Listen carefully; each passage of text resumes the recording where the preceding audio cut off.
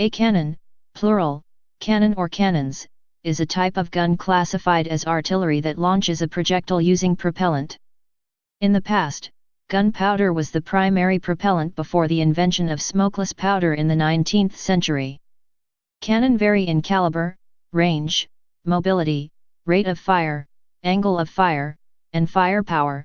Different forms of cannon combine and balance these attributes in varying degrees, depending on their intended use on the battlefield. The word cannon is derived from several languages, in which the original definition can usually be translated as tube, cane, or reed. In the modern era, the term cannon has fallen into decline, replaced by guns or artillery if not a more specific term such as gun, mortar, or howitzer, except for in the field of aerial warfare, where it is often used as shorthand for autocannon. The earliest known depiction of cannon appeared in Song Dynasty China as early as the 12th century, however solid archaeological and documentary evidence of cannon do not appear until the 13th century. In 1288 Yuan dynasty troops are recorded to have used hand cannons in combat, and the earliest extant cannon bearing a date of production comes from the same period. Evidence of cannon next appeared in Europe. By 1326 depictions of cannon had also appeared in Europe and almost immediately recorded usage of cannon began appearing. By the end of the 14th century cannon were widespread throughout Eurasia. Cannon were used primarily as anti-infantry weapons until around 1374 when cannon were recorded to have breached walls for the first time in Europe. Cannon featured prominently as siege weapons and ever larger pieces appeared. In 1464 a 16,000 kilograms cannon known as the Great Turkish Bombard was created in the Ottoman Empire. Cannon as field artillery became more important after 1453 with the introduction of limber, which greatly improved cannon maneuverability and mobility. European cannon reached their longer, lighter, more accurate, and more efficient classic form around 1480. This classic European cannon design stayed relatively consistent in form with minor changes until the 1750s. Etymology and terminology. Cannon is derived from the Old Italian word cannone, meaning large tube, which came from Latin canna, in turn originating from the Greek kapanunu alpha, canna, reed, and then generalized to mean any hollow tube-like object, cognate with Akkadian kanu, and Hebrew kne, tube, reed. The word has been used to refer to a gun since 1326 in Italy, and 1418 in England. Both cannons and cannon are correct and in common usage, with one or the other having preference in different parts of the English-speaking world. Cannons is more common in North America and Australia, while cannon as plural is more common in the United Kingdom. History. China. The cannon appeared in 12th century China, probably as a parallel development or evolution of the fire lance, a short-ranged anti-personnel weapon combining a gunpowder-filled tube and a polearm of some kind. Coviative projectiles such as iron scraps or porcelain shards were placed in fire lance barrels at some point, and eventually, the paper and bamboo materials of fire lance barrels were replaced by metal. The earliest known depiction of a cannon is a sculpture from the Desu rock carvings in Sichuan dated to 1128, however the earliest archaeological samples and textual accounts do not appear until the 13th century. The primary extant specimens of cannon from the 13th century are the Wu-Vai bronze cannon dated to 1227, the Heilongjiang hand cannon dated to 1288, and the Xanadu gun dated to 1298. However, only the Xanadu gun contains an inscription bearing a date of production, so it is considered the earliest confirmed extant cannon. The Xanadu gun is 34.7 cm in length and weighs 6.2 kg. The other cannon are dated using contextual evidence.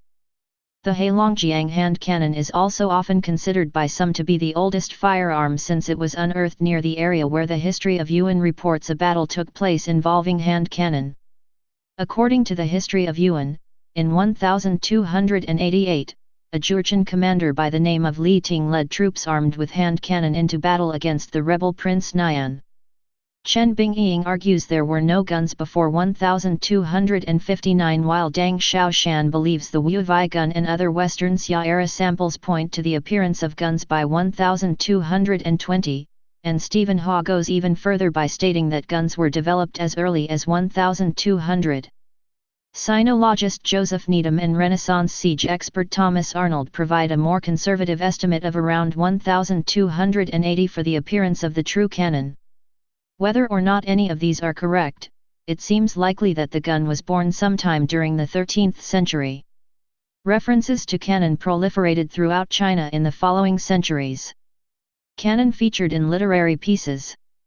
In 1341, Xianzhong wrote a poem called The Iron Cannon Affair, describing a cannonball fired from an eruptor which could pierce the heart or belly when striking a man or horse, and even transfix several persons at once. By the 1350s the cannon was used extensively in Chinese warfare. In 1358 the Ming army failed to take a city due to its garrison's usage of cannon, however they themselves would use cannon, in the thousands, later on during the siege of Suzhou in 1366. During the Ming dynasty cannon were used in River Rhine warfare at the Battle of Lake Poyang. One shipwreck in Shandong had a cannon dated to 1377 and an anchor dated to 1372. From the 13th to 15th centuries cannon-armed Chinese ships also traveled throughout Southeast Asia. During the 1593 siege of Pyongyang, 40,000 Ming troops deployed a variety of cannon against Japanese troops. Despite their defensive advantage and the use of arquebus by Japanese soldiers, the Japanese were at a severe disadvantage due to their lack of cannon. Throughout the Japanese invasions of Korea, 1592–98, the Ming-Joseon coalition used artillery widely in land and naval battles, including on the turtle ships of Yi Sun Sin. According to Ivan Petlin, the first Russian envoy to Beijing, in September 1619, the city was armed with large cannon with cannonballs weighing more than 30 kilograms. His general observation was that the Chinese were militarily capable and had firearms. There are many merchants and military persons in the Chinese Empire. They have firearms, and the Chinese are very skillful in military affairs. They go into battle against the Yellow Mongols who fight with bows and arrows. Ivan Petlin. Spread of cannon. Western Europe. Outside of China, the earliest texts to mention gunpowder are Roger Bacon's Opus Majus, 1267, and Opus Tertium in what has been interpreted as references to firecrackers. In the early 20th century, a British artillery officer proposed that another work tentatively attributed to Bacon, Epistola de Secretis Operibus Artis et Naturae, et de Nullitate Magii, also known as Opus Minor, dated to 1247, contained an encrypted formula for gunpowder hidden in the text. These claims have been disputed by science historians. In any case, the formula itself is not useful for firearms or even firecrackers, burning slowly and producing mostly smoke. There is a record of a gun in Europe dating to 1322 being discovered in the 19th century, but the artifact has since been lost. The earliest known European depiction of a gun appeared in 1326 in a manuscript by Walter de Millemeet, although not necessarily drawn by him, known as De Nobilitatibus, Sapientiae et Prudentes Regum, concerning the majesty, wisdom, and prudence of kings, which displays a gun with a large arrow emerging from it and its user lowering a long stick to ignite the gun through the touch-hole. In the same year, another similar illustration showed a darker gun being set off by a group of knights, which also featured in another work of de Millemeet's, De Secretis Secretorum Aristotelis. On February 11 of that same year, the Signoria of Florence appointed 2 officers to obtain canones de metallo and ammunition for the town's defense. In the following year a document from the Turin area recorded a certain amount was paid for the making of a certain instrument or device made by Friar Marcello for the projection of pellets of lead. A reference from 1331 describes an attack mounted by 2 Germanic knights on Cividale del Friuli, using gunpowder weapons of some sort. The 1320s seem to have been the takeoff point for guns in Europe according to most modern military historians.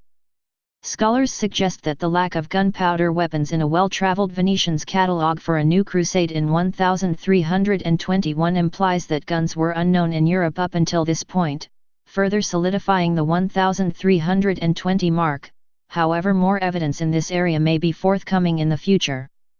The oldest extant cannon in Europe is a small bronze cannon unearthed in Loshult, Scania in southern Sweden. It dates from the early mid-14th century, and is currently in the Swedish History Museum in Stockholm. Early cannon in Europe often shot arrows and were known by an assortment of names such as pot de fer, tunnoir, ribaldus, and buzenpil.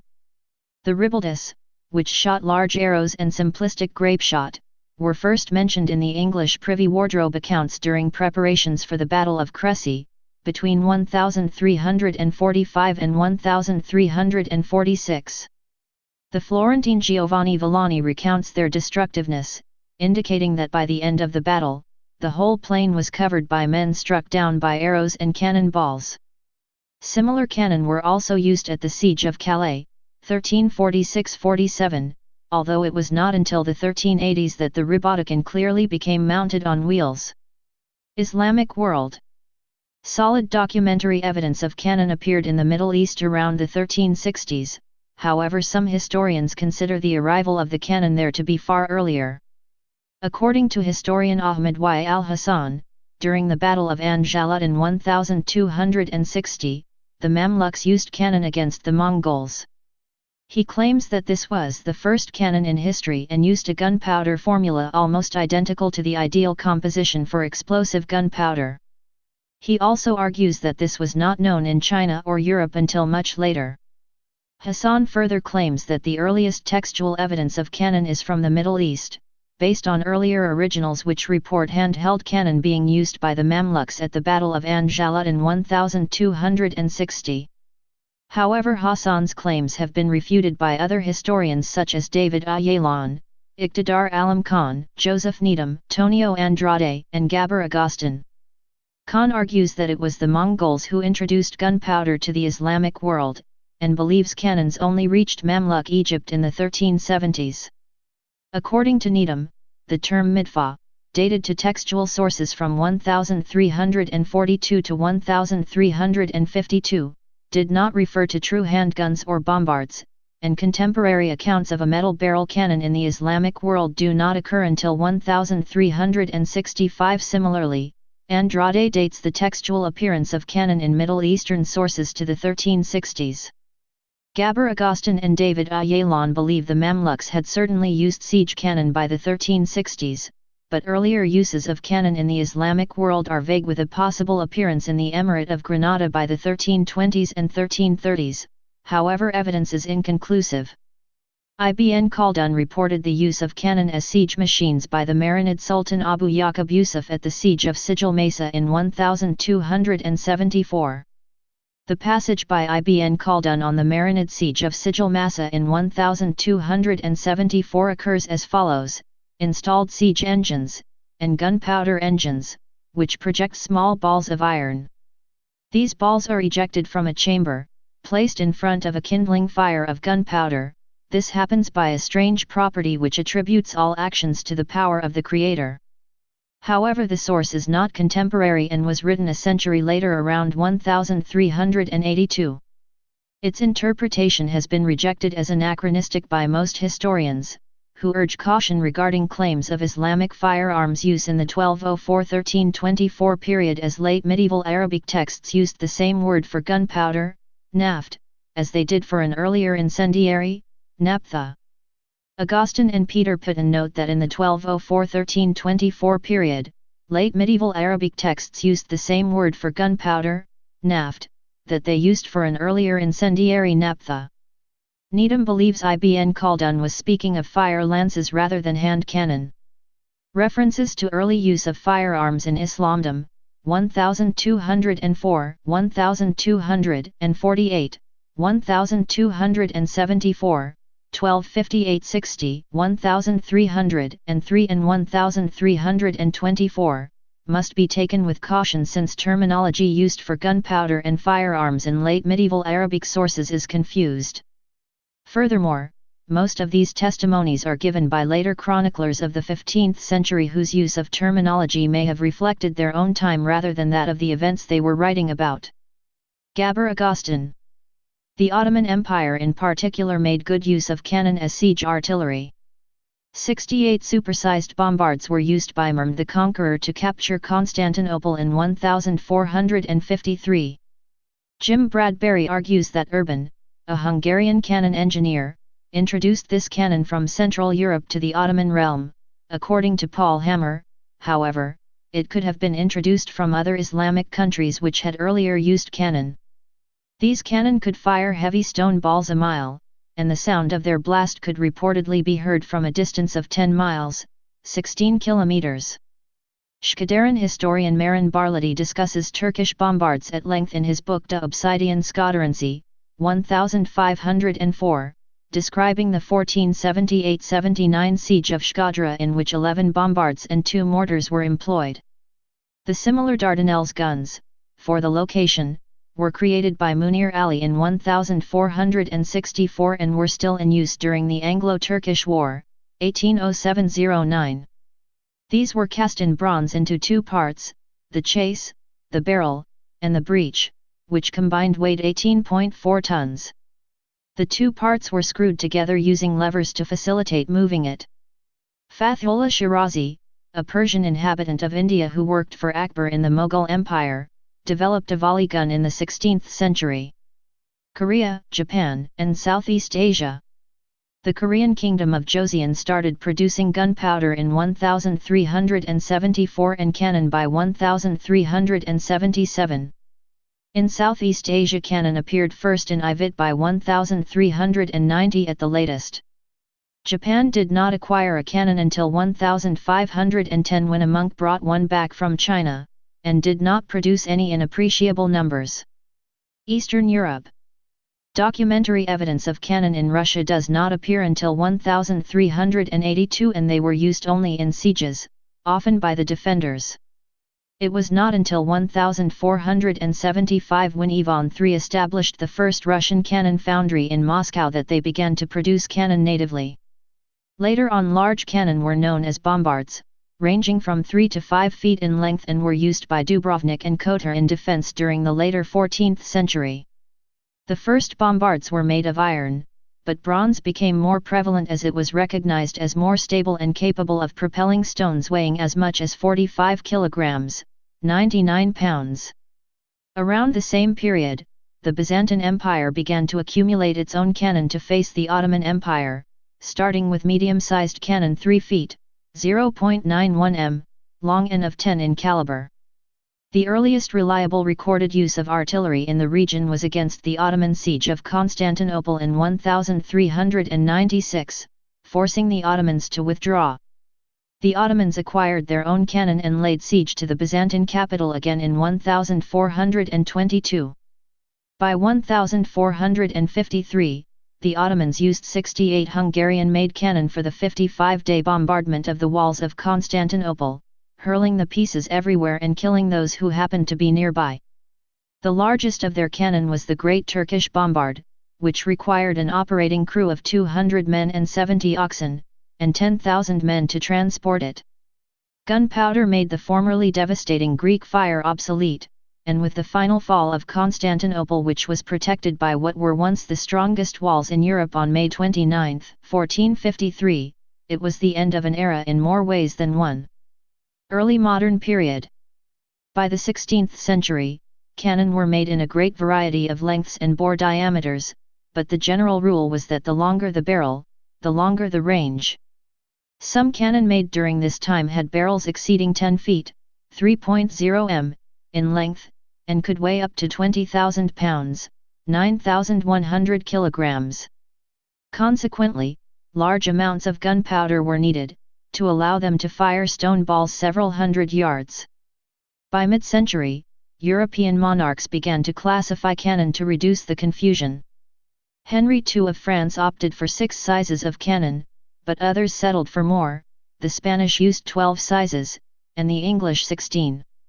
Better powder had been developed by this time as well. Instead of the finely ground powder used by the first bombards, powder was replaced by a corned variety of coarse grains. This coarse powder had pockets of air between grains, allowing fire to travel through and ignite the entire charge quickly and uniformly. The end of the Middle Ages saw the construction of larger, more powerful cannon, as well they're spread throughout the world. As they were not effective at breaching the newer fortifications resulting from the development of cannon, siege engines such as siege towers and trebuchets became less widely used. However, wooden battery towers took on a similar role as siege towers in the gunpowder age, such as that used at Siege of Kazan in 1552, which could hold 10 large-caliber cannon, in addition to 50 lighter pieces. Another notable effect of cannon on warfare during this period was the change in conventional fortifications. Niccolò Machiavelli wrote, "There is no wall, whatever its thickness, that artillery will not destroy in only a few days." Although castles were not immediately made obsolete by cannon, their use and importance on the battlefield rapidly declined. Instead of majestic towers and merlons, the walls of new fortresses were thick, angled, and sloped, while towers became low and stout. Increasing use was also made of earth and brick in breastworks and redoubts. These new defenses became known as bastion forts, after their characteristic shape, which attempted to force any advance towards it directly into the firing line of the guns. A few of these featured cannon batteries, such as the House of Tudor's Device forts, in England. Bastion forts soon replaced castles in Europe, and, eventually, those in the Americas, as well. By the end of the 15th century, several technological advancements made cannon more mobile. Wheeled gun carriages and trunnions became common, and the invention of the limber further facilitated transportation. As a result, field artillery became more viable, and began to see more widespread use, often alongside the larger cannon intended for sieges. Better gunpowder, cast iron projectiles, replacing stone, and the standardization of calibers meant that even relatively light cannon could be deadly. In The Art of War, Niccolò Machiavelli observed that it is true that the arquebuses and the small artillery do much more harm than the heavy artillery. This was the case at the Battle of Flodden, in 1513. The English field guns outfired the Scottish siege artillery, firing 2 or 3 times as many rounds. Despite the increased maneuverability, however, cannon were still the slowest component of the army. A heavy English cannon required 23 horses to transport, while a culverin needed 9. Even with this many animals pulling, they still moved at a walking pace. Due to their relatively slow speed, and lack of organization, and undeveloped tactics, the combination of pike and shot still dominated the battlefields of Europe. Innovations continued, notably the German invention of the mortar, a thick-walled, short-barreled gun that blasted shot upward at a steep angle. Mortars were useful for sieges, as they could hit targets behind walls or other defenses. This cannon found more use with the Dutch, who learned to shoot bombs filled with powder from them. Setting the bomb fuse was a problem. Single firing was first used to ignite the fuse, where the bomb was placed with the fuse down against the cannon's propellant. This often resulted in the fuse being blown into the bomb, causing it to blow up as it left the mortar. Because of this, double firing was tried where the gunner lit the fuse and then the touch hole. This, however, required considerable skill and timing, and was especially dangerous if the gun misfired, leaving a lighted bomb in the barrel. Not until 1650 was it accidentally discovered that double lighting was superfluous, as the heat of firing would light the fuse. Gustavus Adolphus of Sweden emphasized the use of light cannon and mobility in his army, and created new formations and tactics that revolutionized artillery. He discontinued using all 12-pounder or heavier cannon as field artillery, preferring, instead, to use cannon that could be manned by only a few men. One obsolete type of gun, the Leitharin, was replaced by 4-pounder and 9-pounder demi-culverins. These could be operated by 3 men, and pulled by only 2 horses. Adolphus's army was also the first to use a cartridge that contained both powder and shot, which sped up reloading, increasing the rate of fire. Finally, against infantry he pioneered the use of canister shot, essentially a tin can filled with musket balls. Until then there was no more than one cannon for every 1,000 infantrymen on the battlefield, but Gustavus Adolphus increased the number of cannon six-fold. Each regiment was assigned 2 pieces, though he often arranged them into batteries instead of distributing them piecemeal. He used these batteries to break his opponent's infantry line, while his cavalry would outflank their heavy guns. At the Battle of Bredenfeld, in 1631, Adolphus proved the effectiveness of the changes made to his army, by defeating Johann Pseerkles, Count of Tilly. Although severely outnumbered, the Swedes were able to fire between 3 and 5 times as many volleys of artillery, and their infantry's linear formations helped ensure they didn't lose any ground. Battered by cannon fire, and low on morale, Tilly's men broke ranks and fled. In England, cannon were being used to besiege various fortified buildings during the English Civil War. Nathaniel Nye is recorded as testing a Birmingham cannon in 1643 and experimenting with a Saker in 1645. From 1645 he was the master gunner to the parliamentarian garrison at Evesham, and in 1646 he successfully directed the artillery at the siege of Worcester, detailing his experiences and in his 1647 book The Art of Gunnery. Believing that war was as much a science as an art, his explanations focused on triangulation, arithmetic, theoretical mathematics, and cartography, as well as practical considerations such as the ideal specification for gunpowder or slow matches. His book acknowledged mathematicians such as Robert Ricord and Marcus Jordanus, as well as earlier military writers on artillery such as Niccolò Fontana Tartaglia and Thomas, or Francis, Malthus, author of a treatise on artificial fireworks. Around this time also came the idea of aiming the cannon to hit a target. Gunners controlled the range of their cannon by measuring the angle of elevation, using a gunner's quadrant. Cannon did not have sights, therefore, even with measuring tools, aiming was still largely guesswork. In the latter half of the 17th century, the French engineer Sébastien Le Prestre de Vauban introduced a more systematic and scientific approach to attacking gunpowder fortresses, in a time when many field commanders were notorious dunces in siegecraft. Careful sapping forward, supported by enfilading ricochets, was a key feature of this system, and it even allowed Vauban to calculate the length of time a siege would take. He was also a prolific builder of bastion forts, and did much to popularize the idea of depth in defense in the face of cannon. These principles were followed into the mid-19th century, when changes in armaments necessitated greater depth defense than Vauban had provided for. It was only in the years prior to World War I that new works began to break radically away from his designs. 18th and 19th centuries. The lower tier of 17th century English ships of the line were usually equipped with demi-cannon, guns that fired a 32-pound, 15 kilograms, solid shot, and could weigh up to 3,400 pounds, 1,500 kilograms. Demi-cannon were capable of firing these heavy metal balls with such force that they could penetrate more than a meter of solid oak, from a distance of 90 m, 300 feet, and could dismast even the largest ships at close range. Full cannon fired a 42-pound, 19 kilograms, shot, but were discontinued by the 18th century, as they were too unwieldy. By the end of the 18th century, principles long adopted in Europe specified the characteristics of the Royal Navy's cannon, as well as the acceptable defects, and their severity. The United States Navy tested guns by measuring them, firing them 2 or 3 times, termed proof by powder, and using pressurized water to detect leaks.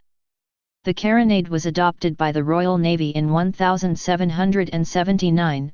The lower muzzle velocity of the round shot when fired from this cannon was intended to create more wooden splinters when hitting the structure of an enemy vessel, as they were believed to be more deadly than the ball by itself. The carronade was much shorter, and weighed between a third to a quarter of the equivalent long gun. For example, a 32-pounder carronade weighed less than a ton, compared with a 32-pounder long gun, which weighed over 3 tons. The guns were, therefore, easier to handle, and also required less than half as much gunpowder, allowing fewer men to crew them. Carronades were manufactured in the usual naval gun calibers, but were not counted in a ship of the line's rated number of guns. As a result, the classification of Royal Navy vessels in this period can be misleading, as they often carried more cannon than were listed. In the 1810s and 1820s, greater emphasis was placed on the accuracy of long-range gunfire, and less on the weight of a broadside. The carronade, although initially very successful and widely adopted, disappeared from the Royal Navy in the 1850s after the development of wrought iron jacketed steel cannon by William Armstrong and Joseph Whitworth. Nevertheless, carronades were used in the American Civil War. Western cannon during the 19th century became larger, more destructive, more accurate, and could fire at longer range.